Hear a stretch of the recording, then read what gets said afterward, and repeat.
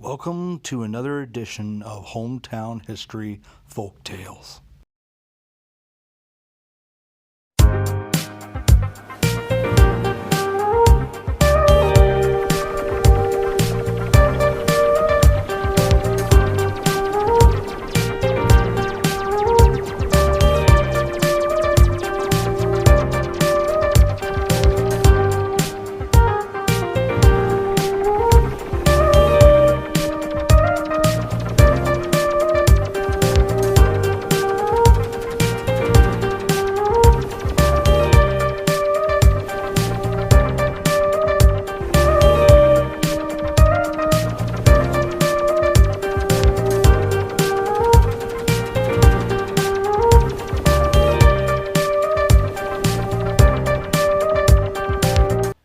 Hello once again, everybody. We are back here with the Hometown Historian channel. This is Jonathan Miller as always. We are here with another episode of Hometown History Folk Tales. Today we're actually going to be dealing with the historical folklore hero, American folklore hero, Johnny Appleseed.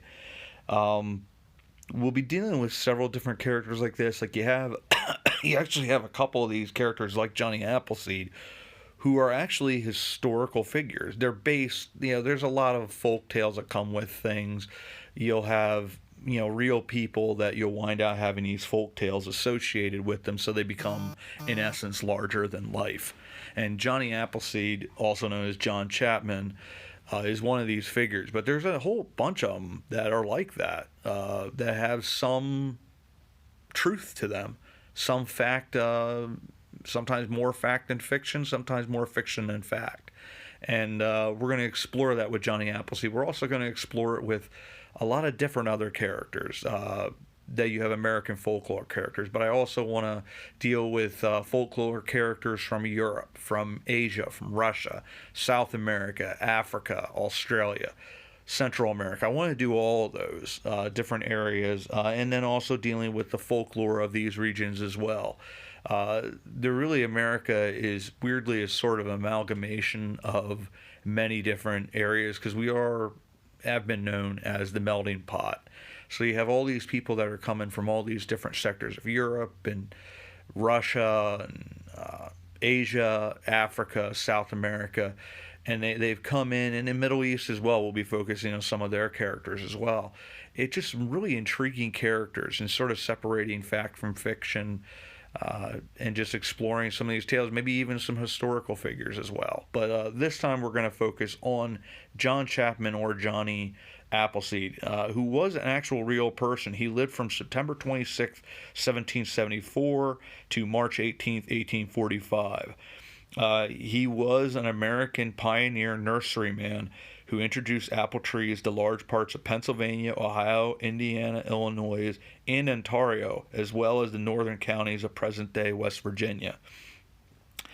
He became an American legend while still alive due to his kind and generous ways, his leadership in conservation, and the symbolic importance he attributed to apples in particular, thus the name Appleseed. He was also a missionary for the new church, Swedenborgian, an inspiration for many museums and historical sites, such as the Johnny Appleseed Museum in Urbana, Ohio. So the popular image of Johnny Appleseed is him spreading apple seeds randomly everywhere he went. In actual fact, he planted nurseries rather than orchards. He built fences around them to protect them from livestock, left the nurseries in the care of a neighbor who sold trees on shares, and returned every year or two to tend the nursery.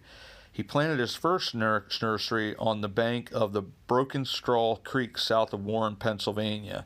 They also had he practicing his nurseryman craft in the area of Wilkes-Barre, Pennsylvania, and of picking seeds from the Pomace at Potomac River cider mills in the late 1790s.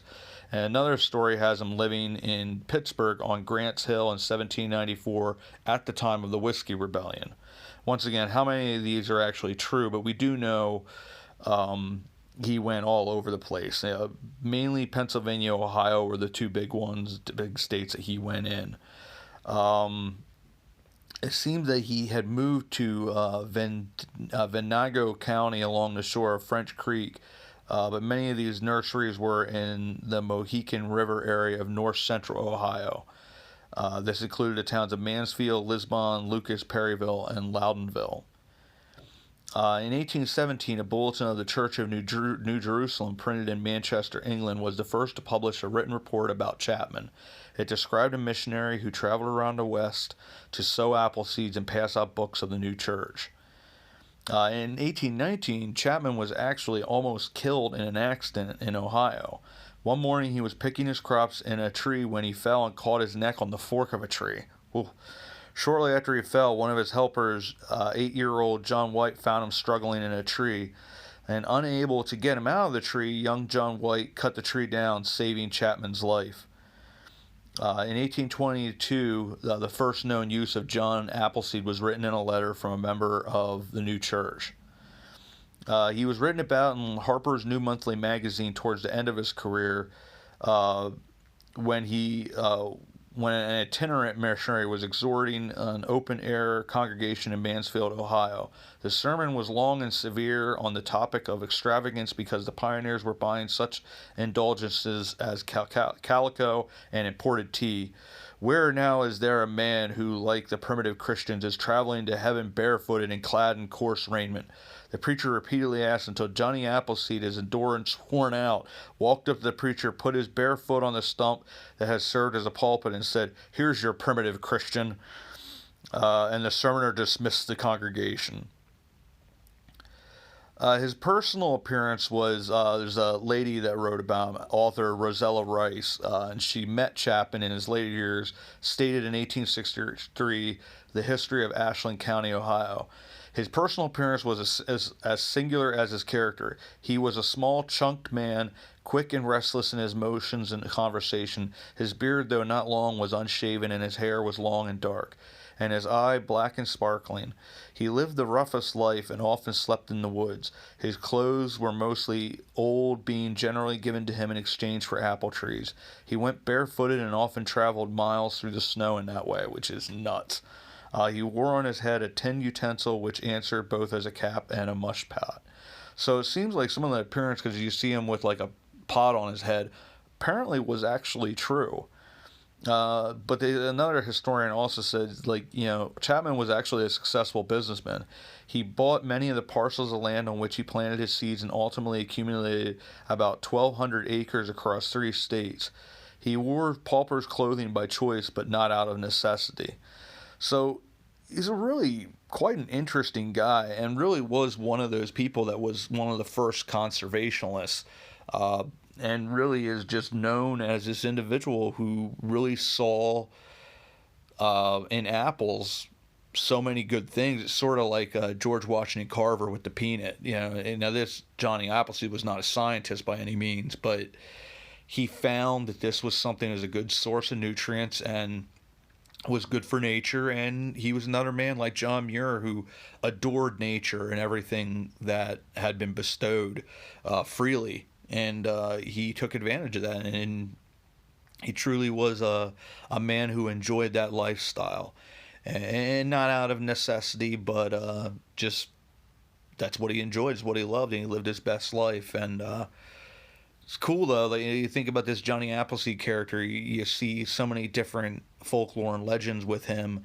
and to see that pretty much the vast majority of what they said in this case was true. So he was not only a figure of folklore, but a figure of history, and definitely well worth observing the type of man he was, how generous in spirit he was, and just pretty extraordinary guy overall, and well worth exploring his story. So Johnny Appleseed was a real guy, John Chapman, and lived an extraordinary life, and pretty much did everything that they said that he did. So the thing that can be said about him is that he was quite an eccentric man. There's the thing they constantly say, he's a little nuts. He's a good guy. He definitely lived, part of the reason he lived the way he did is that religion of Swedenborg was that you were supposed to, he believed very greatly that the more you quote unquote suffered in this life and just sort of dealt with life's trials, the less you would suffer in the hereafter. So that was one of the reasons he was very much sort of, that's the way his life, that how he chose to live, was his religious beliefs and just his piety. Also, one of the things, there was a certain weed, which I can't remember the name now, but he thought it had medicinal traces. That's the only quote-unquote negative thing that can be said about him, is considered now an invasive species that he used to spread, and apparently it didn't really have any, maybe that's the reason he was a little nuts, as he was taking whatever that was. But anyways, that, and I guess towards his later life, he had been known to be the type of person that he'd eat very frugally. He'd have some cold meat and something else. But towards later in life, he became a vegetarian.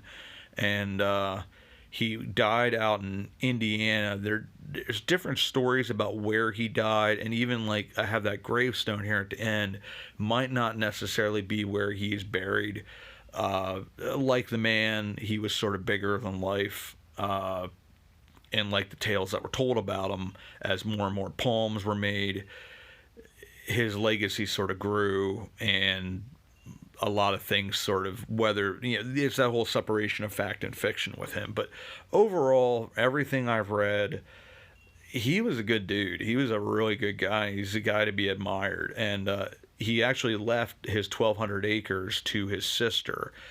Unfortunately, we talked about, I think before, they had a panic of 1837. His trees went from about 6 cents a tree to about 1 or 2 cents. So that really hurt the business then. But, all kinds of neat stories about it. Like one time, I guess, somebody was going to shoot a horse. So he bought several acres of land for the horse to sort of recover on. It recovered, and then he wound up ultimately giving it to somebody that was in need of a horse, but they had the promise that they would treat the horse well. So he was a man that not only adored the apple and the apple tree and nature, but he truly adored animals as well, and really treated everyone and everything with respect. So he was a man that had a tremendous faith and lived by it. He treated everyone the same and well. So he was a pretty neat guy. So this was fun going on this adventure, learning a little bit more about Johnny Appleseed. And, I always sort of saw the cartoons and those types of things that they had for the folk heroes. And to actually delve a little further into him and learn about him as being an actual man, John Chapman, it was a cool adventure. And I'm glad you guys came along with me. And as always, we will see you all about town.